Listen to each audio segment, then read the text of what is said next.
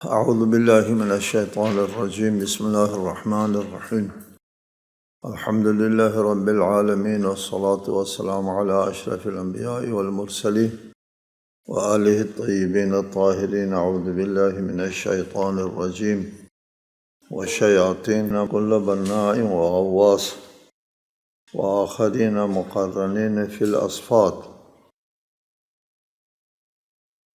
اور ہر قسم کے معمار اور غوطہ خور شیاطین کو بھی مسخر کیا، اور دوسروں کو بھی جو زنجیروں میں جکڑے ہوئے تھے۔ حضرت سلیمان، ان کی حکومت کے دائرۂ کار کا ذکر ہے۔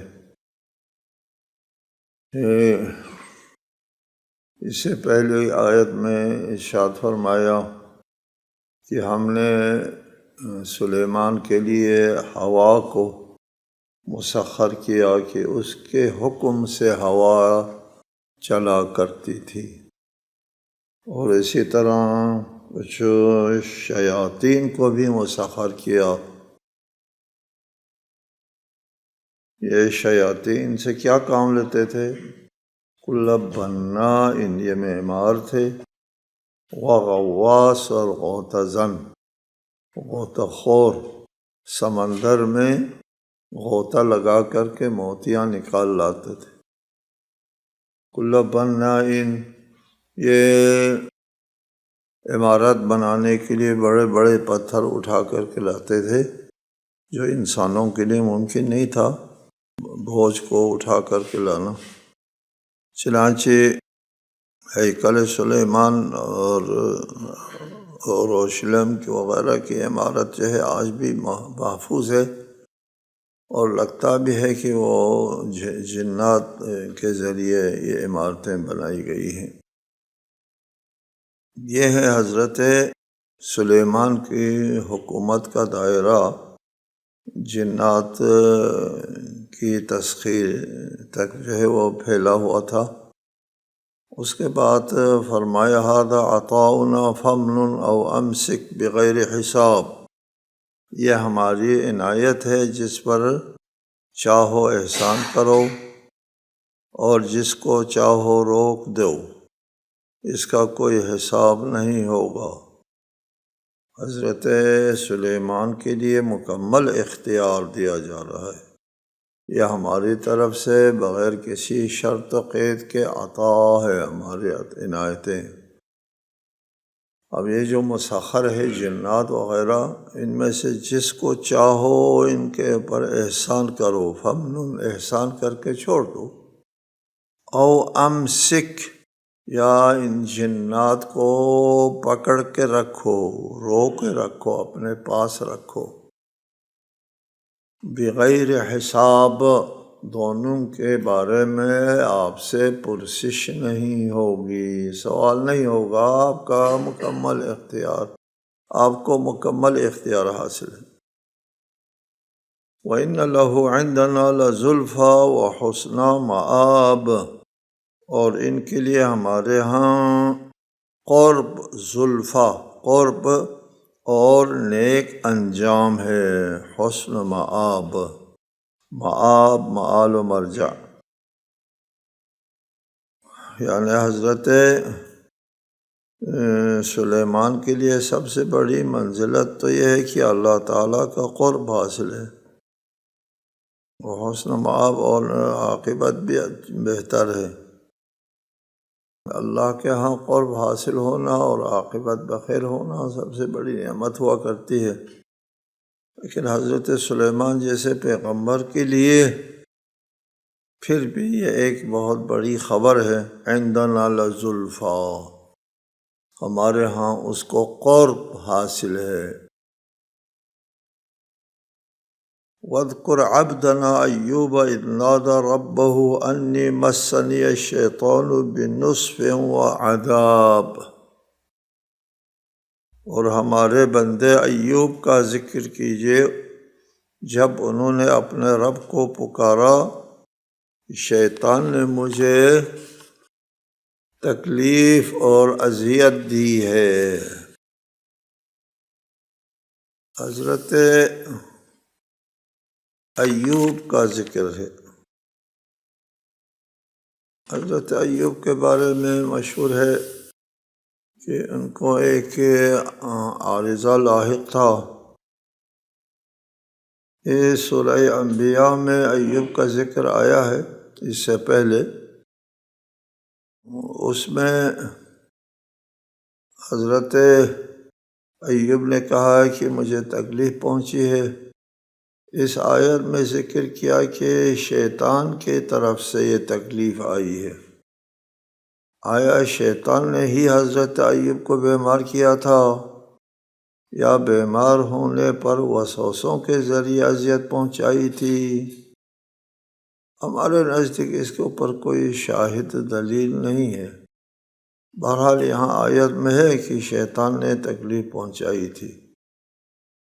بلکہ یہ تو واضح ہے کہ شیطان کی یہ کوشش تھی کہ بیماری لاحق ہونے کی صورت میں حضرت ایوب جو ہے وہ اللہ تعالیٰ سے ناراض ہو جائیں، شکایت کریں اور راستے سے بھٹک جائیں۔ اس میں شک نہیں ہے۔ چنانچہ حضرت ایوب 7 سال تک بیمار رہے جی، اور یہ 7 سال تک بیمار رہنے کی وجہ سے شیطان کی کوشش رہی ہوگی یقیناً کہ حضرت ایوب اللہ سے بدظن ہو جائے اور نافرما ہو جائے، اس لیے حضرت ایوب نے اس تکلیف کو شیطان کی طرف منسوب کیا ہو۔ روایت میں تو یہ ہے کہ ایوب کی بیماری بڑھ گئی، یہاں تک کہ لوگوں نے ان سے دوری اختیار کرنا شروع کی۔ شیطان نے ان لوگوں کو اس وسوسے میں ڈالا کہ ایوب کی غلاظت سے بچیں اور انہیں اپنے درمیان سے نکالیں، ان کی اہلیہ کو ان کی خدمت کرنے سے روکیں جس سے ایوب کو اذیت ہوتی تھی، مگر انہوں نے بیماری سے ہونے والی اذیت کا شکوہ نہیں کیا، یعنی ایوب نے۔ یہ بیماری 7 سال تک جاری رہی۔ یہ روایت ہے مجمع البیان میں۔ بہرحال حضرت ایوب جو ہے 7 سال تک بیمار رہتے ہیں اور سب لوگ جو ہے ان کو کرتے ہیں، چھوڑ دیتے ہیں۔ 7 سال کے بعد اللہ تعالیٰ کی طرف سے حکم آتا ہے، ارکض برجلک ھذا مغتسل بارد وشراب۔ اللہ تعالیٰ نے فرمایا اپنا پاؤں مارے، یہ ہے ٹھنڈا پانی نہانے اور پینے کے لیے۔ جب صبر و رضا کی منزل کو طے کیا حضرت ایوب نے، تو اللہ تعالیٰ کی طرف سے یہ حکم آیا اپنے پاؤں زمین پر مارے۔ چنانچہ پاؤں زمین پر مارتے ہی چشمے پھوٹا جس سے پانی پی کر اور نہا کر شفا یابی حاصل ہو گئی۔ ایوب صحت مند ہو گئے۔ بائبل کے مطابق کہتے ہیں حضرت ایوب کو جلد کی بیماری تھی اور سارے بدن پر پھوڑے تھے۔ اس قسم کی بہرحال یہ بائبل کی روایت ہے۔ حضرت ایوب کو حکم ہوتا ہے اپنا پاؤں مارے، تو اس سے ھذا مغتسل، یہ نہانے کے لیے، بارد و شراب، ٹھنڈا ہے اور پینے کے لیے۔ چشمے کی طرف اشارہ ہے کہ یہ جس میں آپ نہانے سے بیماری ختم ہوگی۔ چنانچہ اس چشمہ پھوٹتا ہے اور اس میں حضرت ایوب نہاتے ہیں اور ان کو صحت مل جاتی ہے۔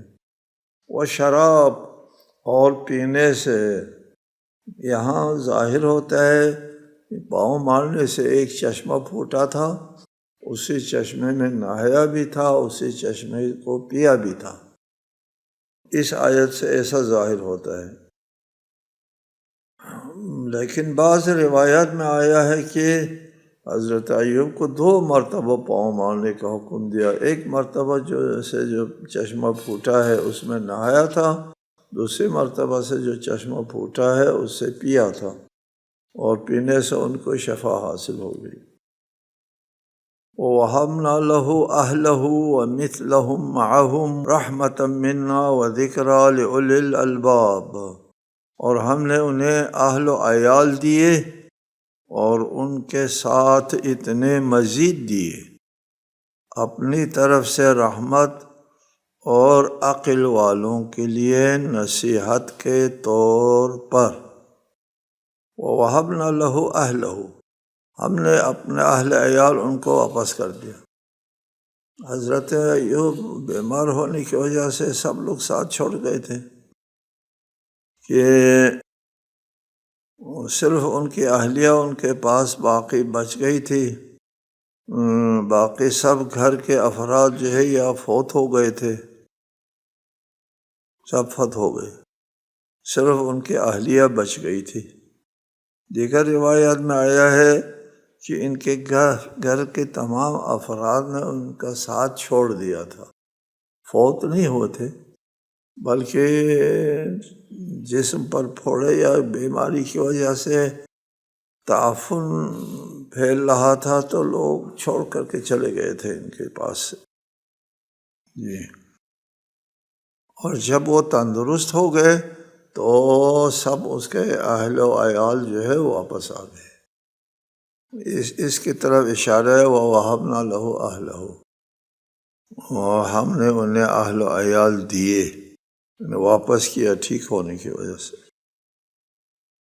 وَمِثْلَهُمْ مَعَهُمْ، اور ان کے ساتھ مزید عنایت فرمائے، یعنی جو اہل و عیال بیماری سے پہلے موجود تھے اور ان کو چھوڑ کر بھاگ گئے تھے، صحت مند ہونے کے بعد مزید اولاد عنایت فرمائے۔ وَمِثْلَهُمْ مَعَهُمْ، مزید اتنی اولاد عنایت ہوئی کہ اولاد دوگنی ہو گئی۔ رحمتً منا، یہ اللہ کی طرف سے رحمت کے طور پر حضرت ایوب کے صبر و رضا کی وجہ سے اللہ تعالیٰ نے عنایت فرمایا۔ وَذِكْرَىٰ لِأُولِي الْأَلْبَابِ، حضرت ایوب کو آزمائش میں ڈالنا، 7 سال تک مریض رکھنا اور اس کے بعد شفا حاصل ہونا جو ہے، اس میں یہ مصلحت تھی کہ آنے والی نسلوں کے میں جو صاحبان عقل ہیں ان کو حضرت داؤد کی اس صبر اور حوصلے سے سبق مل جائے کہ حالات خواہ کتنے ہی نامساعد کیوں نہ ہو، حضرت ایوب کی طرح ہی کیوں نہ ہو، اللہ کی رحمت سے مایوس نہیں ہونا چاہیے، صبر اور حوصلے سے کام لینا چاہیے۔ صاحبان عقل کے لیے، سمجھدار لوگوں کے لیے اس میں بڑا درس ہے حالات کا مقابلہ کرنے کے لیے۔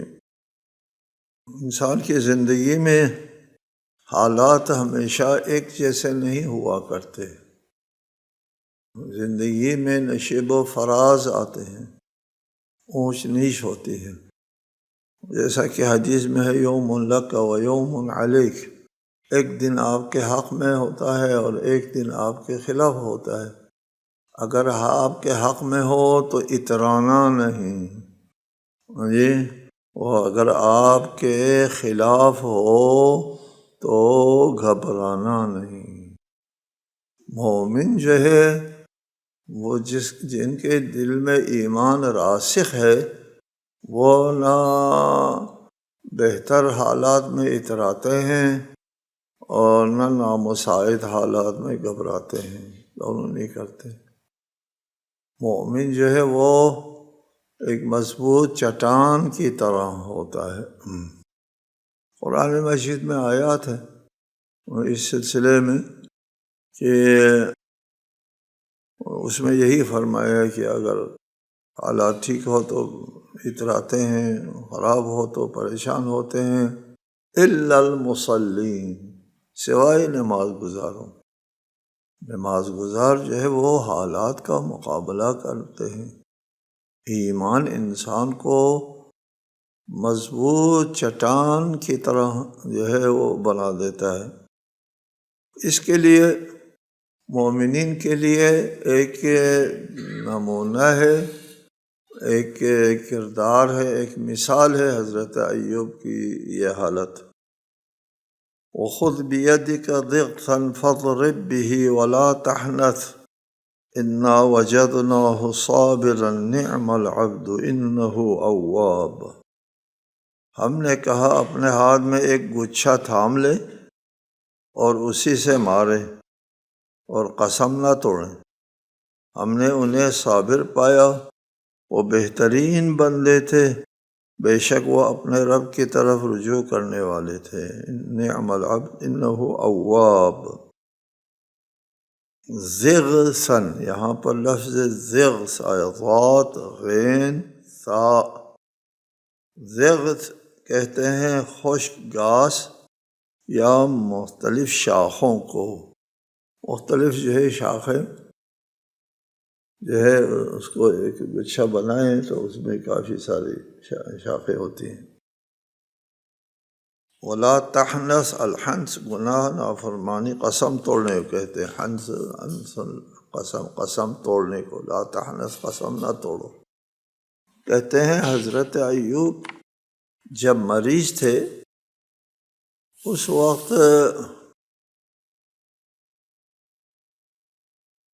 اپنے زوجہ کے کسی عمل پر برہم ہوئے تھے، ناراض ہو گئے تھے اور قسم کھائی کہ اسے 100 کوڑے ماریں۔ یہ قسم کھا لی 100 کوڑے مارنے۔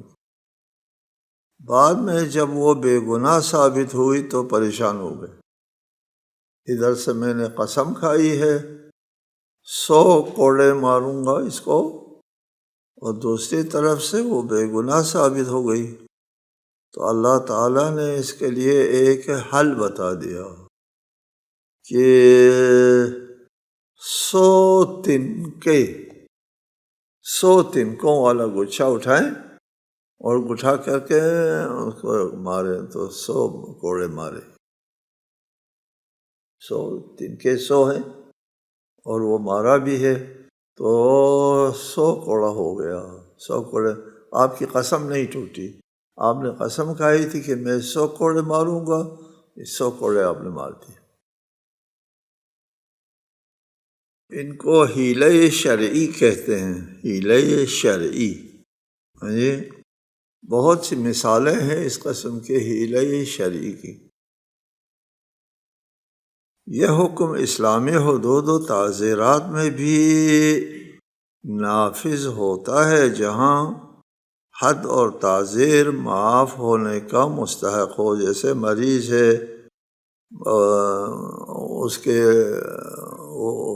اس نے کسی گناہ کا ارتکاب کیا ہے اور وہ اس کو 100 کوڑے یا کتنے 80 کوڑے کا وہ کی سزا اس کے لیے عدالت، اسلامی عدالت نے جاری کیا ہے، اور ادھر وہ بیمار ہے، 100 کوڑے کیا 4 کوڑے بھی برداشت نہیں کر سکتا، تو ادھر سے کوڑے مارنا بھی ہے اور ادھر یہ اس کے لیے برداشت نہیں ہے، تو وہاں بھی اسی قسم کے تنکے بنکے جمع کر کے ماریں گے۔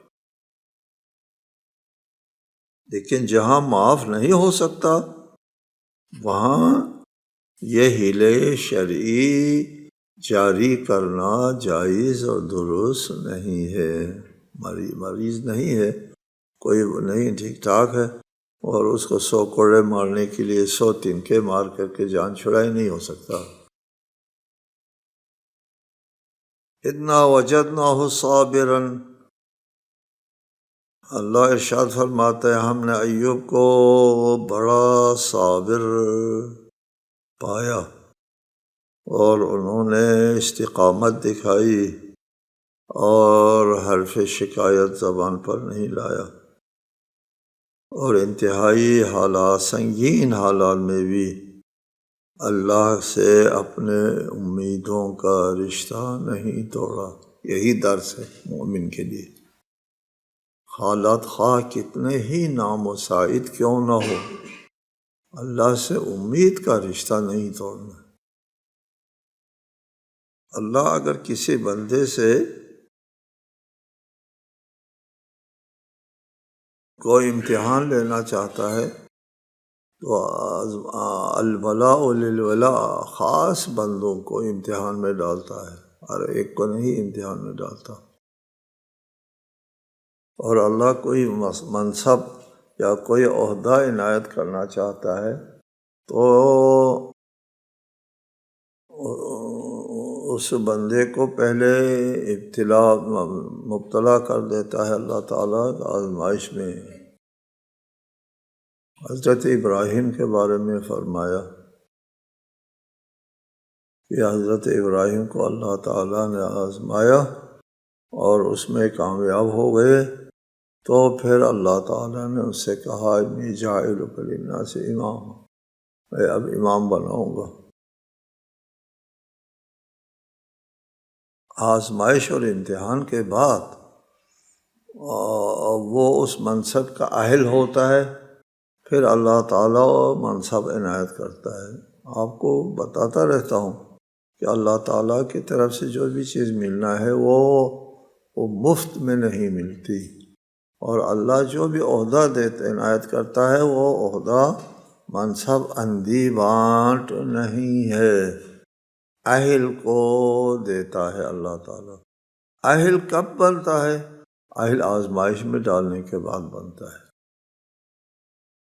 اس لیے اپنے خاص بندوں کو خوب آزمائش میں ڈالتا ہے اللہ تعالیٰ، اور اس آزمائش سے کامیاب ہونے کے بعد وہ اہل ہوتا ہے، اہل ہونے کے بعد ان کو منصب نبوت و رسالت و امامت وغیرہ عنایت کرتا ہے۔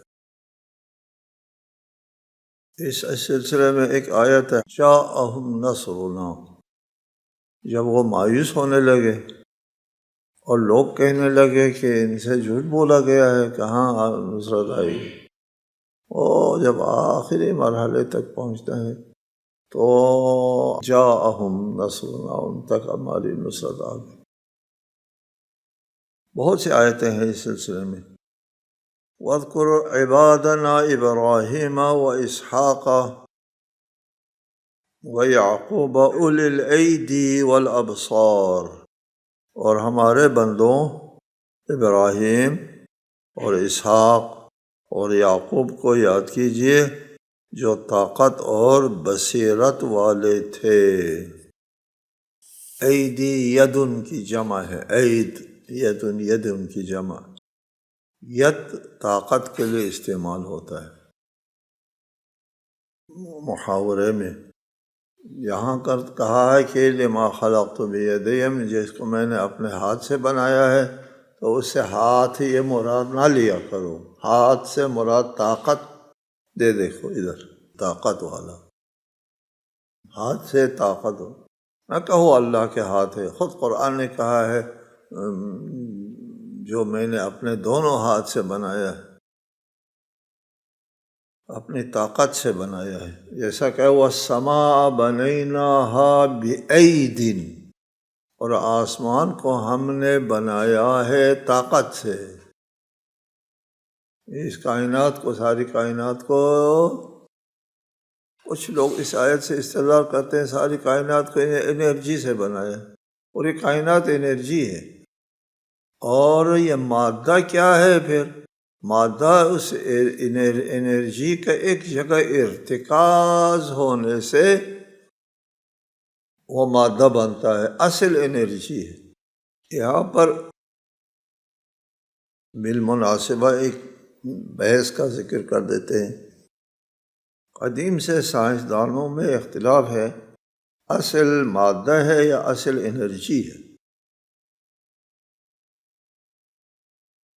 اگر ہم کہیں اصل مادہ ہے تو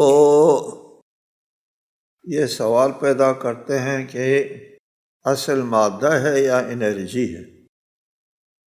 اگر ہم اصل کو مادہ قرار دیں تو مادہ اپنی ذات کو چھوڑ دیتا ہے۔ کوئی بھی چیز جو ہے اپنی حقیقت کو ترک کر کے نابود نہیں ہو جاتی۔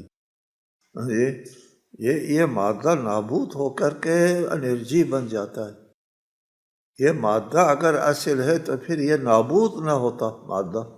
مادہ نابود ہوتا ہے انرجی بن کے۔ انرجی بننے کے بعد مادے کا نام و نشان نہیں رہتا، مادہ نابود ہوتا ہے۔ اور اگر ہم کہیں انرجی اصل ہے تو انرجی کے ارتقاء سے وہ مادے میں تبدیل ہوتا ہے، انرجی ختم ہوتا ہے۔ انرجی اپنی ذات کو چھوڑ دیا۔ ہر چیز اپنی ذات کو نہیں چھوڑ سکتی۔ جس نے اپنی ذات کو چھوڑ دیا پتہ چلے گا کہ یہ اس کی ذات نہیں ہے۔ اچھا، پھر نہ مادہ ذاتی ہے نہ انرجی ذاتی ہے، دونوں ذاتی نہیں ہے۔ پھر کون ذاتی ہے؟ کوئی ارادہ ہے وہ ذاتی، جس سے یہ کائنات وجود میں ہے۔ وَاذْكُرْ عِبَادَنَا إِبْرَاهِيمَ وَإِسْحَاقَ وَيَعْقُوبَ أُولِي الْأَيْدِي وَالْأَبْصَارِ، یہ طاقت اور بصیرت والے انبیاء کو اللہ تعالیٰ نے طاقتور بنایا۔ یہ انبیاء طاقتور کہاں سے بنتے ہیں؟ ان کے قوت ایمانی سے۔ ایمان اور کسی چیز کے اوپر اذعان، باور، یقین، اس سے زیادہ محکم چیز نہیں ہے۔ اور اگر انسان کے اندر یقین اور ایمان نہیں ہے وہ متزلزل ہوتا ہے، وہ جلدی پھسل جاتا ہے۔ جس کے پاس یقین ہے، ایمان ہے، وہ مضبوط ہوتا ہے، چٹان سے بھی زیادہ مضبوط۔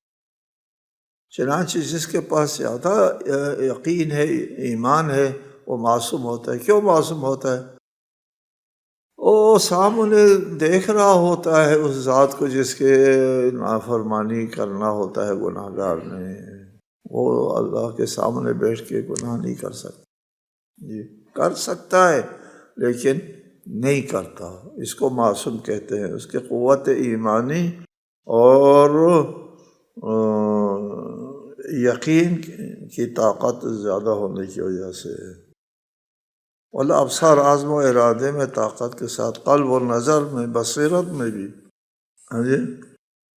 یہاں سے ہم کو پتہ چلا کہ یہ انبیاء کا ذکر کیا، ابراہیم، اسحاق، یعقوب، ان کا ذکر کر کے سب کے لیے کہا یہ لوگ طاقتور تھے اور بصیرت والے تھے۔ انبیاء کی کامیابی کے لیے دو باتوں کی طرف اشارہ کیا ہے۔ انبیاء کی کامیابی کا راز کس چیز میں ہے؟ دو چیزوں میں ہے۔ طاقت تھے، ایمانی طاقت، اور بصیرت تھی، سمجھداری، حکمت۔ بعض جگہوں پر حکمت کہتے ہیں، ہم نے ان کو حکمت دے دی ہے، یعنی واقع بینی، بصیرت، حقیقت بینی اور محکم یقین۔ طاقت، یقین کی طاقت اور حقیقت بینی، یہ دو باتیں انبیاء علیہ السلام کے پاس ہوتی تھی۔ ان دو طاقتوں کی وجہ سے انبیاء اپنے مشن میں ہمیشہ کامیاب رہے۔ السلام علیکم ورحمۃ اللہ وبرکاتہ۔